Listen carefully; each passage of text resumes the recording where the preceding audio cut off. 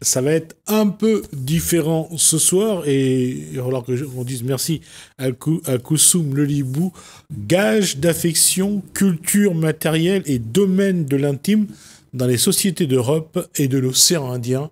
C'est dans Causement Réunionnais.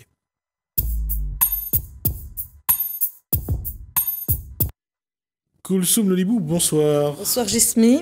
Bonsoir à Florence Pellegrini. Bonsoir. Et Françoise Silvos. Oui. Bonsoir. Les trois drôles de dames sont sur le plateau. On peut commencer. Non, bonsoir. Donc aujourd'hui, on accueille pour la sortie de leur livre qui a été rédigé en commun. Florence Pellegrini, c'est une maître de conférence, spécialiste des Royaume-Uni, on peut dire ça comme ça. Oui, c'est ça. Oui, Royaume-Uni, plus spécifiquement la fin du 19e siècle. Et ma grande spécialité, c'est les relations amoureuses, les relations entre les sexes à cette époque. Voilà, au Royaume-Uni. Bon, je vous en dis pas plus. Mais... et Madame Silvos, elle est Françoise Silvos, elle est professeure des universités à l'université de La Réunion et c'est une spécialiste aussi du 19e siècle. Exact. Également des relations humaines ou pas ? Non, une question. Oui, la littérature nous apprend beaucoup sur les relations humaines. Bien sûr, tout à fait. Je suis d'accord avec vous. Alors aujourd'hui, de quoi parle ce livre ? Alors, ce livre parle, évidemment, comme le titre l'annonce, des gages d'affection dans le domaine de l'intime. Alors, on va peut-être commencer par Madame Pellegrini. La définition, le titre, gage de l'intime. Pourquoi ? Alors, peut-être je peux vous évoquer l'origine du projet rapidement. Bien sûr. En fait, c'est vrai que le projet est en lien direct avec ma thématique centrale de recherche, hein, comme je vous l'ai expliqué tout à l'heure. Je me suis intéressée depuis le début, hein, depuis mon travail de doctorat, je me suis plus ou moins, principalement en tout cas, intéressée aux relations entre les sexes à l'époque victorienne. Et c'est vrai que dans le cadre de mon travail de doctorat, j'ai eu la chance de pouvoir continuer le travail de ma directrice de thèse, Madame Françoise Barré-Ducrot, professeure de Paris, de l'Université de Paris. Et j'ai repris son travail qui était principalement axé sur les archives de l'hôpital des enfants trouvés. Alors c'est un fonds d'archives vraiment incroyable puisqu'on a eu accès à des correspondances amoureuses, des lettres intimes, des échanges entre des jeunes amoureux au 19e siècle. On va peut-être expliquer ce que c'est que cet hôpital des enfants trouvés. Ça fonctionnait comment pour... Et voilà, je voudrais ici, parce que là, la question, elle est un peu... vous maîtrisez ça, je n'en doute pas, mais je voudrais que ceux qui regardent comprennent. Voilà. Donc en fait, on est parti de ces lettres d'amour. Ouais. Et dans ce fonds d'archives, il y a également beaucoup de photographies également. Et donc, c'est de là que nous est venue cette idée du gage d'affection. En fait, c'est en projetant finalement des photographies de ces archives-là que, avec mes collègues, on a eu l'idée de s'intéresser au gage d'affection, donc les lettres, les photos, des petits objets également, les petites offrandes. En fait, on est au 19e siècle, on est au Royaume-Uni et on s'intéresse à toute cette population-là, des ouvriers, ils sont... de milieux modestes, c'est vrai, pour la plupart. Boulangers, ils sont... Voilà, et... une fois qu'ils sont amoureux et qu'elles tombent enceintes, les filles, qu'est-ce qu'elles en font ? Il y a même un patron à un moment qui dit oui, moi je veux bien la reprendre, mais sans le bébé. Voilà, oui. Donc elles sont face à ce dilemme, qu'est-ce que je fais de cet enfant-là ? Donc ils le déposent dans cet hôpital-là.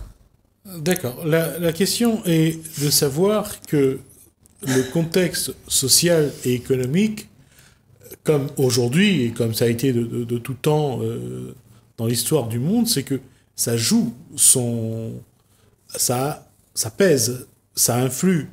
Mais sur le travail que vous menez, est-ce que ça permet de mieux comprendre les schémas de comportement que peuvent avoir les individus aujourd'hui ? Alors les schémas de comportement, j'ai pas vu, mais en tout cas, ça nous donne ce sentiment que ces femmes, c'est moi ce que j'ai ressenti à la lecture, que ces femmes, elles doivent prouver qu'elles ne sont pas tombées enceintes pour rien, qu'elles n'ont pas fait exprès, que c'était une histoire d'amour, qu'on leur a promis le mariage, et puis finalement, on va les lâcher après le mariage, et pour les voilà, pour que leur enfant puisse bénéficier en fait des structures de cet hôpital qui va les laisser, qui va leur donner de l'éducation et puis espérer une vie meilleure que si elles étaient restées avec leur maman. Oui, la plupart d'entre elles étaient general servants, donc c'était des domestiques, et effectivement il fallait qu'elles puissent prouver qu'elles étaient respectables pour que leur enfant soit accepté par cette institution. Et pour en revenir à votre question sur l'impact aujourd'hui finalement de cette étude des mœurs au 19e siècle, c'est vrai qu'en fait c'est plutôt dans notre rapport à l'histoire en fait que je pense que ce genre d'étude est très utile, puisqu'on redécouvre le passé, on redécouvre finalement ces vies pour lesquelles il n'y a pas toujours eu des choses qui ont été écrites. Oui. Et je pense que c'est ça déjà, c'est ce devoir de mémoire et de redécouverte de l'histoire qui peut avoir un impact sur oui, aujourd'hui. Florence Silvos, c'est... Françoise Silvos. Florence, c'est ma cousine. Désolé. Françoise Silvos, vous êtes arrivé à... Vous avez mené les mêmes démarches, j'avais pu voir quels éléments, et est-ce que vous arrivez au constat que vient de faire votre... Alors en fait, mon domaine n'est pas exactement le même que celui de Florence Pellegris. Donc moi, je suis plus littéraire. C'est-à-dire qu'elle travaille sur des écrits comme moi, mais elle travaille beaucoup sur des archives, sur des correspondances, alors que moi je vais travailler sur des auteurs, sur des textes d'auteurs connus ou plus ou moins connus, mais en ce moment je suis amenée à travailler sur les archives départementales de la Réunion. Sur d'autres sujets, mais pourquoi pas aussi dans cette perspective, on a décidé de continuer. Elle a un projet plus centré sur la Réunion. Parce que là, c'est l'océan Indien, enfin l'Europe, l'Occident et l'océan Indien, et on a envie de cibler un peu plus sur la Réunion. Que ce soit sous l'égide française de l'époque ou du Royaume-Uni, parce que la Réunion a aussi, dans l'histoire, appartenu à un moment à l'Angleterre, au Royaume-Uni. Donc, la question, c'est un petit peu voir qu'est-ce que ces éléments-là montrent et, à la rigueur, apportent à la société réunionnaise aujourd'hui. En fait, moi, ce que j'aimerais dire, c'est que c'est un livre qui ne porte pas uniquement sur ce sujet. C'est-à-dire que c'est devenu le point de départ. Oui. Et en fait, notre ouvrage, finalement, je pourrais dire vulgairement, il y en a pour tous les goûts. Oui, c'est-à-dire que donc il y a des articles sur l'architecture, sur les éléments décoratifs des bâtiments, par exemple les volets, les portes, etc. Donc vous étudiez également l'environnement. C'est-à-dire on travaille beaucoup sur la culture populaire. D'accord. Parce qu'en fait, la culture matérielle, c'est aussi l'une des originalités méthodologiques de cette recherche. Et j'en ai eu la confirmation parce que je fais un peu de publicité sur ma page Facebook et j'ai un ami et collègue qui est au CNRS. Il m'a dit, c'est très original, votre ouvrage. Alors, pour bien comprendre, je réexplique. Parce que oui, j'ai pas compris. non, et pour nos spectateurs aussi. C'est parce que Madame Françoise Silvos, elle va travailler sur la partie sur le reggae. Et comment cette musique, son message, comment il va nous emmener vers quelque chose de plus intime et qu'on va... s'approprier ce qui est dit, les messages que Bob Marley en particulier, et puis d'autres. Alors en fait, je suis partie de Bob Marley, mais c'est obligatoire. C'est une référence dans le domaine du reggae. Mais ensuite, j'ai travaillé sur des textes de Kaya, j'ai travaillé sur des textes de Kaf Malbar, j'ai travaillé sur des textes du groupe de reggae Natty Dread, et aussi sur des textes de Ségué, Séchellois. J'ai voulu essayer d'appréhender les représentations de l'amour dans ces textes de chansons. Ouais. C'est le thème. C'est de ce gage l'amour privé, de la relation privée à l'amour universel, hein, la fraternité, en passant aussi par les crimes passionnels, les drames familiaux qui sont retracés dans certaines chansons, ou qui sont un peu les repoussoirs, hein, qu'on voudrait éviter dans certaines chansons. J'ai réécouté Could You Be Loved parce que j'avais pas... Basse-Terre, il écrit vraiment des chansons magnifiques hein, sur l'unité. C'est l'amour en tant qu'unité, principe d'unité. Oui, et je crois que Thierry Goderis a repris une chanson de Bob Marley, oui. c'est Could You Be Loved. Oui, c'est celui-là. Et donc, vraiment, quand on lit l'ensemble, parce qu'ils sont plusieurs auteurs... C'est un ouvrage collectif. Oui. Et alors, pour présenter la dernière, qui est sur... Alors, Sandra Seyman, c'est une collègue angliciste qui est spécialiste de l'Afrique du Sud. Elle est également spécialiste d'études littéraires et c'est vrai qu'on a collaboré toutes les trois pour organiser justement ces conférences où on a fait venir pas mal d'intervenants, notamment, donc on a fait deux conférences, hein, et pour la deuxième conférence, on a eu quand même des intervenants qui sont venus d'Australie, d'Afrique du Sud, de Goa, d'Inde, du Mozambique, donc c'était très international, très riche et également avec des spécialités très différentes, hein, comme on vous l'a dit, il y avait des historiens, il y avait des sociologues, il y avait des littéraires, également des spécialistes plutôt des ethnologues en fait. Hein.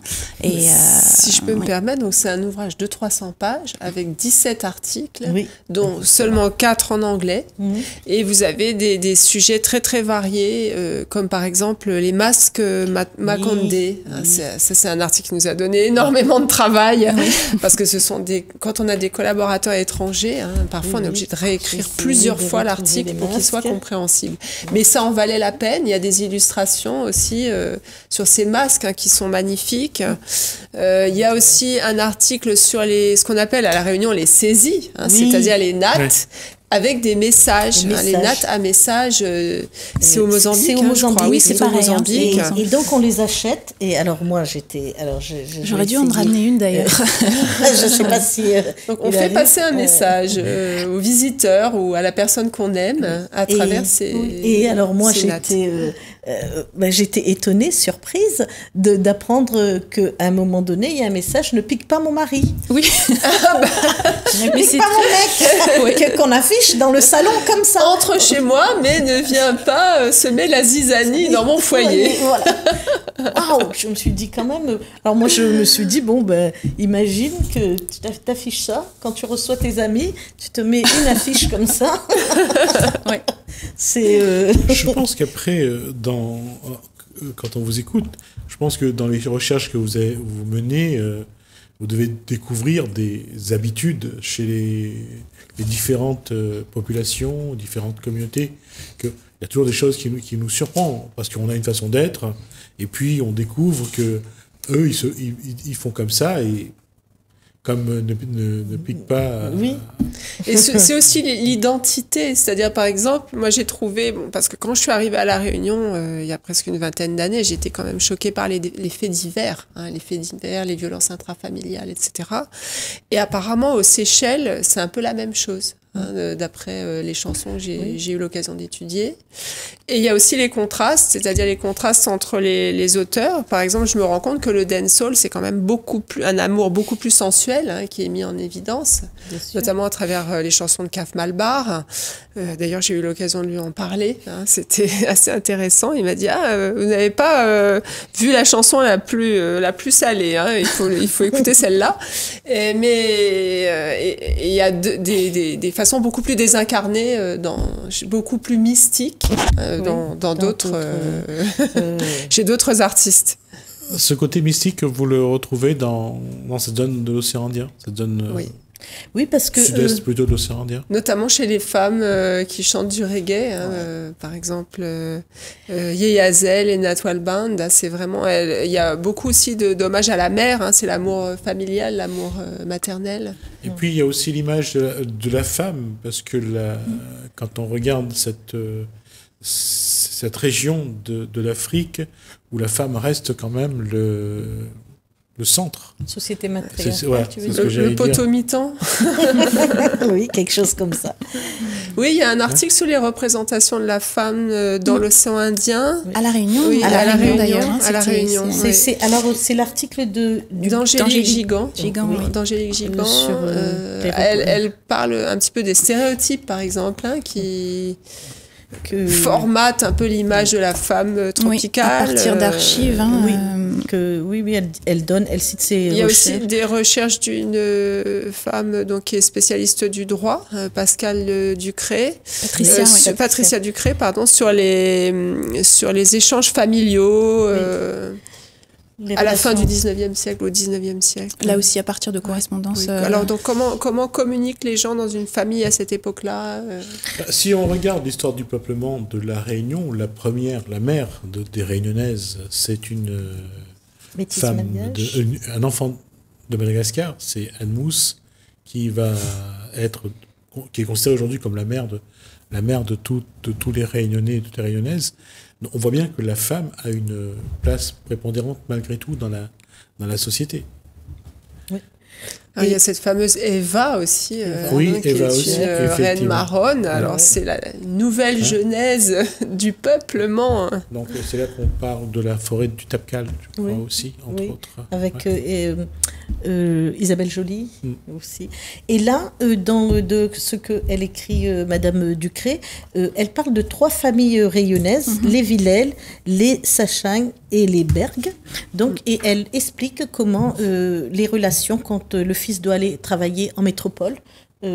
Qu'est-ce qu'ils s'écrivent, comment ils se conseillent, et il doit rester chez son oncle, et qu'est-ce qu'il se dit, enfin, tous les enseignements qu'il va lui donner, les conseils qu'il va lui donner.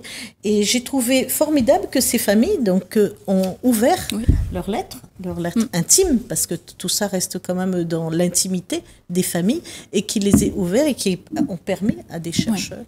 Là, il y a eu Je ne sais pas si vous avez eu l'occasion de voir la relation qu'a eu le poète Lecomte de Lisle avec sa cousine. Un peu, enfin la même chose, mais bon, elle va mourir jeune, cette personne. Oui. Il n'y aura pas vraiment ils vont pas vivre une relation amoureuse, mais dans les poèmes de Lecomte de Lisle, on va retrouver ces éléments. Ce sont des poèmes un peu adressés, en fin de compte, comme une lettre d'amour. Hein. Mais il y a cet échange, cette circulation, parce que, avant de venir à La Réunion, je travaillais déjà sur l'épistolaire, sur les correspondances, et c'est un peu ça aussi qui nous a rapprochés, Florence et moi, autour de ce projet. Et finalement, il y a un côté romanesque dans ces correspondances. C'est du roman à l'état pur, finalement. Et il y a beaucoup d'ailleurs de romans ou de pièces de théâtre qui sont construites à partir de cette trame sentimentale. Quand on regarde Dali Maurice, on regarde l'histoire de Paul et Virginie, on regarde... bon, ça reste une histoire qui j'ai pas eu l'occasion de le lire vraiment, mais j'ai oublié le titre de ce que je voulais dire, mais tant pis. Mais quand on regarde les histoires d'amour dans l'océan Indien, c'est toujours, j'allais dire, des actes manqués. Eh bien, c'est bien ressorti dans certains Ségas. Alors, je vois l'étude de certains Ségas, et que ce soit Ségas séchellois, Ségas mauriciens, Ségas rayonnais, parce que je les ai réécoutés, parce que, évidemment, ça fait... il faut nous préparer une conférence. J'ai réécouté, parce que, bon, voilà. Pour la prochaine. Et c'est vrai ce que dit Gismi, on est toujours dans ces actes, alors peut-être manqués, peut-être pas manqués, mais on est toujours à se chercher. Mais est-ce que c'est spécifique à l'océan Indien ? Parce que j'ai entendu un Séga, alors le Séga du mal marié, là, qu'est-ce que j'ai pu rire ? Mais il y a déjà, depuis le 15e siècle, en France, la complainte du mal marié, ça existe. De toute façon, même que les hommes mal mariés ou les femmes mal mariées. C'est normal. C'est universel, hélas. Parce que là, faut savoir que les métropolitains sont venus en premier sur cette île qui a été pris par les différents régents plutôt de France, que ce soit des Bourbons à Bonaparte. Il y a eu cette succession-là. Et on retrouve ici beaucoup de... Je ne sais pas si c'est cette tradition ou bien si c'est un vécu finalement, peut-être les deux. C'est un vécu qui est universel. Et puis, pareil, ne serait-ce que dans les histoires, si vous découvrez l'histoire de Kala à La Réunion, elle, pareil, ça va être encore un acte manqué avec... j'ai oublié le nom de cet homme qui devait l'enlever pour partir et qui se trompe de femme le soir. Je ne connaissais pas ce détail du récit de l'histoire de Kala. Ouais. Il se trompe de... Oui, parce que il arrive la nuit, je crois. C'est Zélindor, je crois, le nom de l'homme. Et au lieu d'enlever la femme qu'il aime, et il s'en va avec une autre... Avec une autre femme. Oui. Donc, est-ce que c'est une parabole? Non, c'est une histoire. Oui, je pense. Derrière, c'est un peu une parabole, non? Derrière, il y a toute l'histoire. Hein, donc après, voilà. Donc, on aura l'occasion, je pense, de voir un petit peu. C'est très intéressant. Oui, effectivement. Par contre, moi, je ne maîtrise pas assez bien l'anglais pour lire. Je n'ai pas lu ce qui est écrit en anglais, alors je ne sais pas à peu près de quoi ça parle. Si vous juste c'est vrai qu'on a regroupé la plupart des articles en anglais dans le deuxième chapitre. Le deuxième chapitre qui s'intéresse plus à cette question du patrimoine de l'architecture. Voilà. Parce que c'est des maisons, voilà, les maisons, les portes, les fenêtres. Voilà, ça, c'est l'article de Madame Gupta qui vient de Johannesburg. Oui. On a également un article de Anna Clark qui lui parle des aborigènes d'Australie et justement de l'absence d'objets, de l'absence d'héritage finalement, enfin de patrimoine matériel, puisque finalement il y a eu oubli de l'histoire. Et donc ça, c'est vraiment... Je vais vous interrompre, vous m'excusez, on a déjà passé 3 minutes le temps qui nous est imparti. Merci à vous deux. Merci à vous pour merci votre accueil. À Françoise Silvos et à Florence Pellegrini pour cet échange. J'espère que vous revoir sur ce plateau. Je vous remercie de nous avoir suivis. Merci Hélène, merci François, je vous dis à bientôt.